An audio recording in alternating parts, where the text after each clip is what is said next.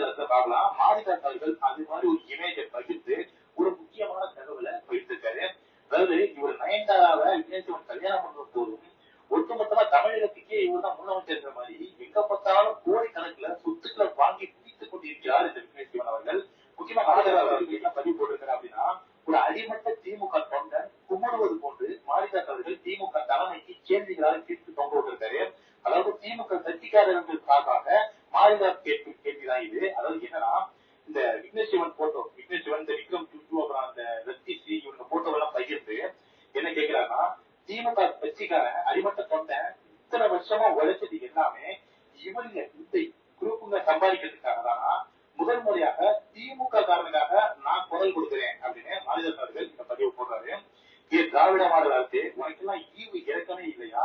உனக்காக நாயா கத்தி சண்டை போட்டு இப்ப தெருநாயா நாங்க சுத்திட்டு இருக்கோம். அதாவது அடிமட்ட திமுக தொண்டன் இந்த கேள்வி கேட்கிறான். அது கூட மாரிதாஸ் அவர்கள் இந்த கேள்வி கேட்கிறாரு.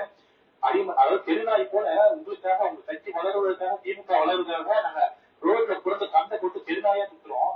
ஆனா நடிகைகள் துணை இருக்க வேற என்ன வேணும்னு ஒரு டவுசர் கூட்டம் 10,000 கோடிக்கு மேல சம்பாதிச்சு சுகபோகமா வந்துட்டு இருக்காங்க. நாங்க பாவம் இல்லையா அப்படின்னு ஸ்டாலின் அவர்களை கண்டிக்கிறோம் அப்படின்னு திமுக தன்னுடைய மன குமுறலை கேட்பது போன்று மாரிதாஸ் அவர்கள் இந்த கேள்வி திமுகவினர் சார்பாக, அதாவது அடிமட்ட தொண்டன், ஓட்ட தொண்டன், வீதிகளில் இறங்கி சண்டை போடுற தொண்டன் சார்பாக, திமுக தொண்டன் சார்பாக இந்த கேள்வியை மாரிதாஸ் அவர்கள் மு.க. ஸ்டாலின் அவர்களுக்கு வச்சிருக்காரு. கண்டிப்பா இந்த அடிமட்ட தொண்டனுக்குலாம் மேல இவ்வளவு பெரிய கொள்ளை நடக்குது, இவ்வளவு பேர் சுகபோகமா வாழ்ந்துட்டு இருக்காங்க. நேற்று வரைக்கும் டவுசர் போட்டு கிரிக்கெட் விளையாட சின்ன சின்ன பையன்லாம் இன்னைக்கு 300 கோடியில பெரிய பங்களா வீடு கட்டுறான்.